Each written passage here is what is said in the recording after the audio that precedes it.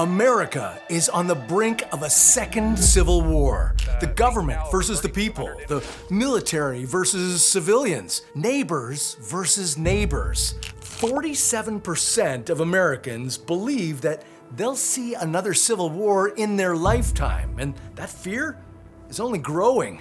How would this war start? What would happen to people like you and me? And instead of Republicans and Democrats, could a new party emerge from the ashes? Today on What If Tomorrow, we explore what would happen if the US were plunged into a second civil war. Two Americans watched the exact same 30 seconds of video and somehow see two completely different events. Self-defense or cold-blooded murder?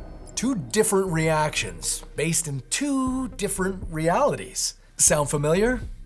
Welcome to the divided states of America. A nation that can't agree on what just happened in front of its own eyes is closer to the edge than it likes to think. So picture that edge, the next video, like so many we've already seen, but somehow different, bigger, worse. A line of soldiers, backs to a wall, a crowd pressing in and throwing whatever's in reach, and then the part no one will ever agree on. One shot, one person down, and then mayhem. What really happened? All in the eye of the beholder. What makes the dam burst isn't the death. Sadly, we're used to that. It's the aftermath, the time when no one stands down and no one holds back. This is what they are, and we are not them, from both sides. This isn't a prediction. Well, not just that. Take the phones and social media away, and you're not looking at tomorrow. You're looking at the 5th of March, 1770, King Street, Boston.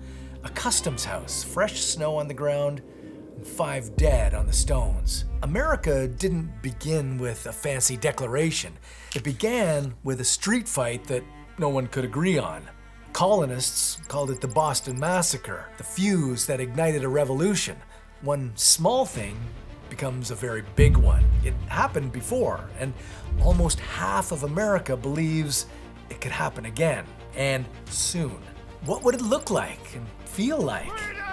Where would the front lines be, and will it find you where you live? What does history tell us about houses divided against themselves? And what did the smartest AI models on Earth predict when you asked them the thing nobody wants to say out loud? What if another American Civil War started tomorrow? And even worse, what if no one wants to admit it already has?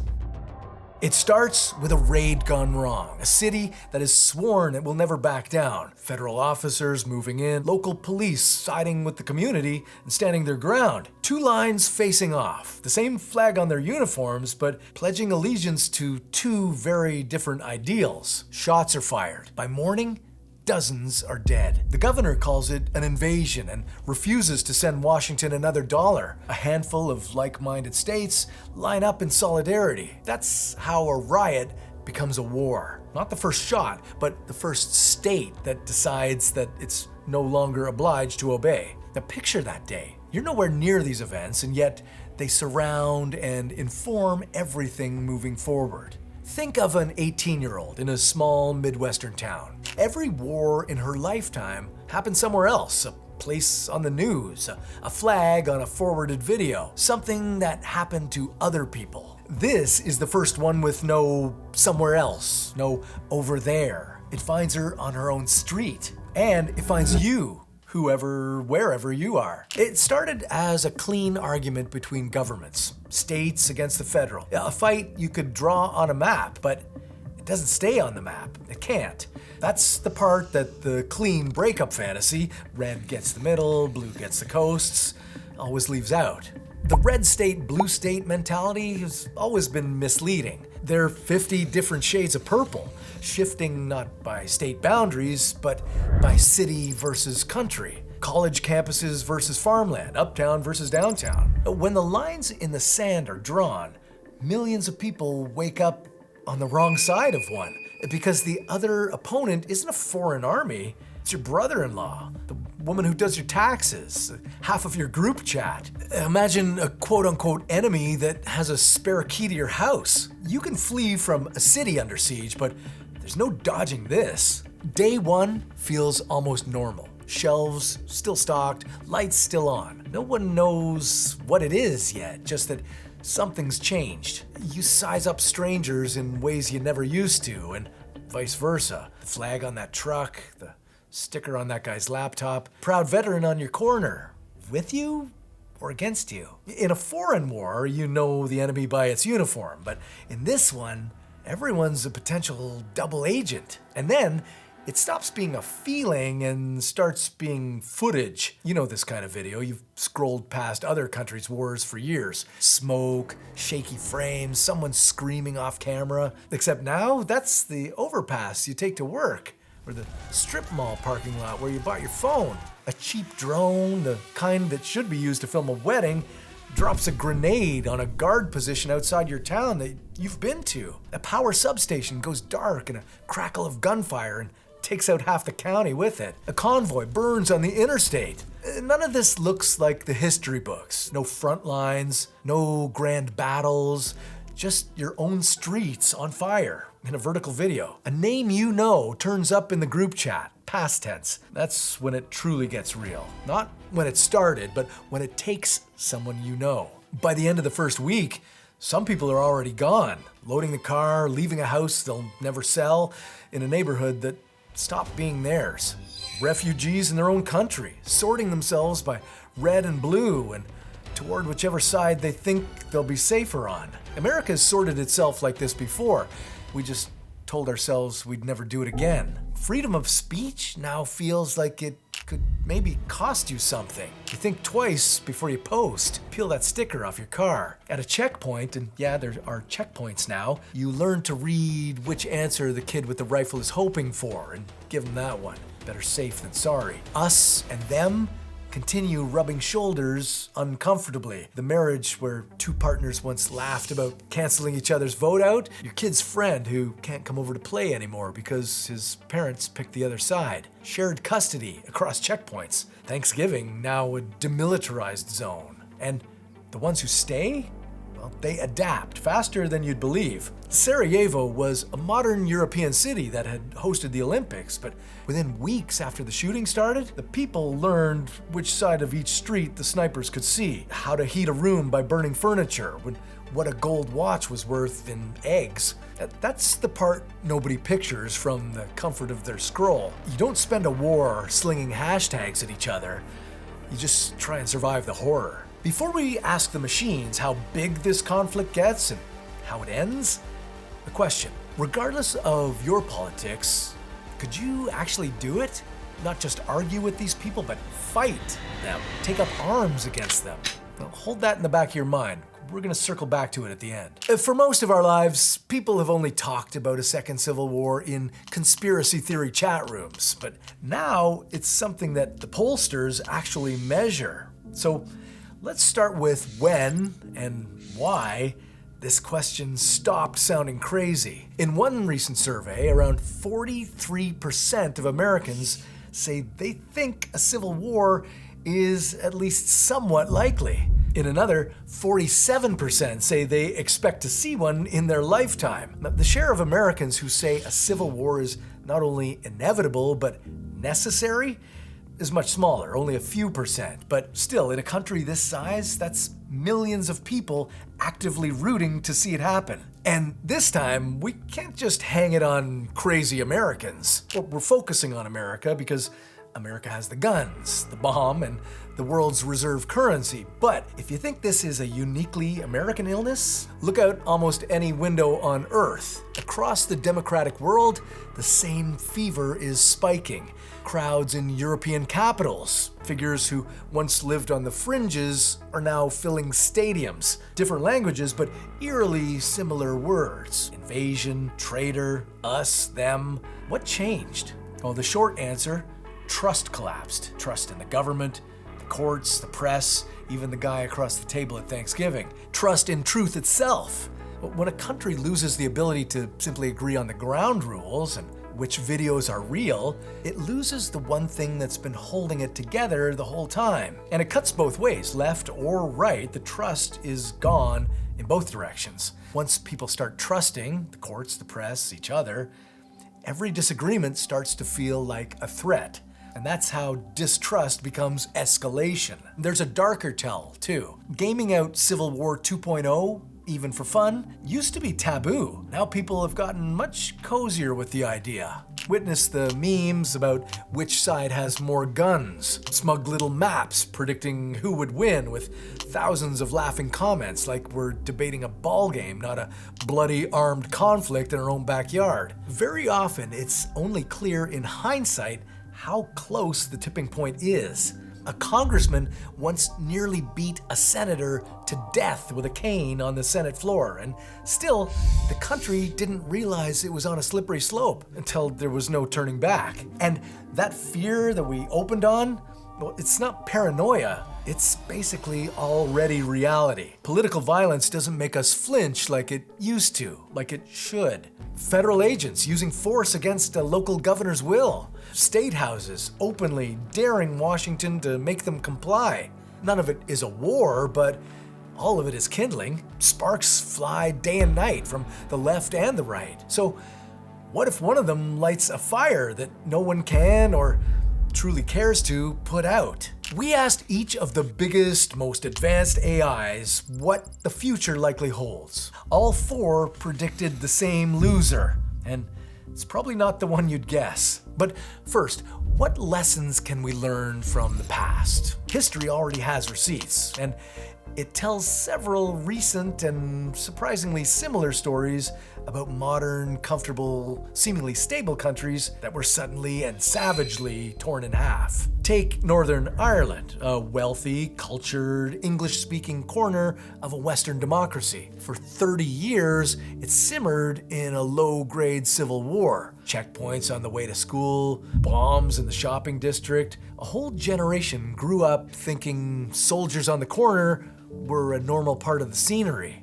Walls were built down the middle of cities to keep neighbors from hurting neighbors. Walls that are still standing there today. Reminders of 3 decades they politely call the Troubles. Well, then there's Yugoslavia, a modern and diverse European country. Serbs, Croats, Slovenians, and others sharing towns and starting families together. Bonds that felt permanent and then came apart in about 1 year. One-time neighbors became each other's executioners, not over rival gods or ancient hatreds, but because leaders found it useful to convince them that their neighbor was the enemy. Likewise, Lebanon, the capital, Beirut, was once the Paris of the Middle East. And then 15 years of civil war, militia against militia, split the city neatly in half. In the end, nobody had won. They just stopped, gave up, and made the line permanent. 3 things those places have in common: none were failed states, none were age-old feuds that were normal, functioning societies until the spark, and not one ended with a winner. They ended with exhaustion, a line on the map, and a peace that was just really a pause. Not a solution, but a stalemate. That pattern may be very meaningful because when we put a bunch of questions about a possible second US Civil War to 4 of the most capable AI systems on Earth, Claude, ChatGPT, Grok, and Gemini, each painted a strikingly similar picture. We already showed you how it might begin. A raid, a shot that no one will own, a state that decides to no longer kiss the ring. The models barely argued about that part. Their sparks were all versions of the same thing: a contested death, a disputed election, a guard unit ordered to move and refusing. So the real question was never how it starts, it was what happens next. How does one city's gunfight become a war that swallows a country of 340 million? Well, it doesn't spread like an invasion, a front line creeping across a map. It spreads like a rolling blackout, hopscotching from one location to the next. A second city refuses federal orders, and then a whole state. Guard units pick sides. Roadblocks go up on the interstates. And the fighting, when it comes, looks like what you already saw. Not armies on a field, but ambushes, drones buzzing overhead, and neighborhoods changing hands block by block. Gemini compared a likely map to a leopard skin. Loyal cities stranded in hostile country. Hostile counties wrapped around friendly ones. The worst fighting wherever the spots touch. What's surprising? Well, 3 of the 4 AIs also agreed on what comes next. What turns some dicey but isolated brush fires into an inferno. As the old saying goes, follow the money. The sudden death of investor confidence, a run on the banks, markets seizing within hours, money trying to flee somewhere safe and finding nowhere to hide. The lights stay on, but what goes dark is the belief that the status quo we've all quietly counted on will still be here tomorrow. Grok suggested a different system-wide failure. Our sources of information, the internet, drowning in rumors and outage, deepfakes, dueling footage. Your phone still works perfectly, it just stops having any ability to tell you what's real. Meanwhile, as neighborhoods organize themselves into red or blue, delivery trucks stop crossing the fault lines. It turns out that the replacement stock in the back of the grocery store lasts days, not weeks. And this is the point where AI predictions begin to splinter. None of them buys a clean 2-side, 2-army picture. Instead, they see 3 or 4 sides. Federal government in Washington, the breakaway bloc, the huge anxious middle trying to stay out, maybe even scattered wildcards that nobody controls, armed local groups loyal to no governor at all. There's no opposition president waiting in the wings or any realistic mechanism to elect one. More likely, a big state governor becomes a commander in all but name. The real fight on every base and in every state house all at once? Who do we answer to? The matchup that you're picturing, guns and land on one side, population and money on the other, matters less than you would think. The single biggest question in a modern civil war? Will trained soldiers fire on people they were raised to view as fellow citizens, under any circumstances? ChatGPT was the optimist. The institution of the US military is built for this. The oath is to the Constitution, not a region. Others viewed that as wishful thinking, and when pushed, even Chat admitted that it was banking on a discipline the real world has never tested. All 4 agreed that a civil war would never go nuclear. The good news, no one gets nuked. The bad news? A war that drags on endlessly as everyone pulls their most lethal punches. How long? Well, here the machines and the history books align. Years, maybe decades. Belfast and Beirut writ large. A war neither fully cold nor fully hot. Quiet most days and lethal on others. The likeliest ending, neither victory or surrender. Just a partition that no one argues over, only to make it all stop. So, back to that loser that all 4 agreed on. You know, the one that you wouldn't guess? It's not red, it's not blue, it's the country itself. Again, the AIs saw eye to eye. America can lose this war without ever losing a battle to any other country. Gemini said it bluntly. A superpower dies not by gunshot, but from a stroke. The dollar is the world's currency.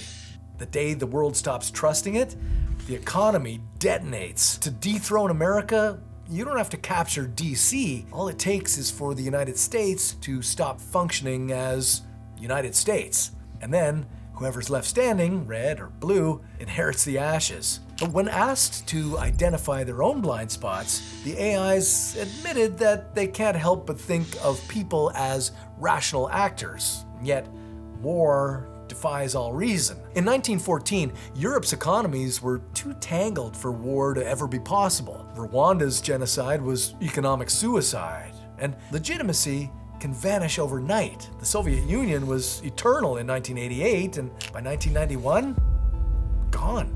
Claude painted a slightly different, if equally dismal, endgame to a civil war. Not a modern superpower exploding into a supernova, but quietly imploding on itself. The infrastructure stumbles along, more or less, but power slips to whoever can deliver grain and keep the lights on. The country can be breaking at the top while on your street, The most notable change is a neighbor planting potatoes where the lawn used to be. Scholars who study how civil wars start, like Barbara Walter, who literally wrote the book on the subject, say a replay of 1861 is unlikely. There'll be no rival army on the march. There'll be no Fort Sumter. Instinctively, we all know this, but it's that comfort that makes us all complacent. All it takes is the spark, and the spark is all too possible. Meanwhile, America not only continues playing with fire in its words and in its actions, at the same time, the kindling keeps stacking too. Now, we've shown you all the ways the nation could be torn apart, and now a few reasons why it will probably never happen. Ryan Griffiths, a scholar who studies secession for a living, argues that dividing a country is way harder than everyone assumes. We're wired together. The red county grows the food that the blue city eats, and the blue city runs the banks and the power that the red county needs. America may be joined at the hip, like it or not. Civil breakdown guarantees mutually assured destruction, even if a single missile is never fired. Pull the plug on the other side and your own lights go out a week later. Even when there is the will, there may be no feasible way. If a second civil war does somehow start, a messy reunion may ultimately be inevitable. A fiery breakup begetting a begrudging and belated makeup. In 1861, the South could plausibly manage alone, something no region of the contemporary US can even dream of. The tough guy divorce fantasy dies the first time someone stops to figure out where their insulin comes from. The two more reasons, or rather two numbers. Remember the roughly 4 in 10 who told pollsters a civil conflict is at least somewhat imaginable? Now consider the other 60%, the silent, exhausted majority stuck in the middle who just want their grocery stores full and their kids to be safe and for the whole thing to stop. The passionate few are loud, but they are not the country, and talk is cheap. What about when the question isn't will America have a civil war or should America have a civil war, but would you actually pick up a weapon and fight? The percentage of people who still said yes?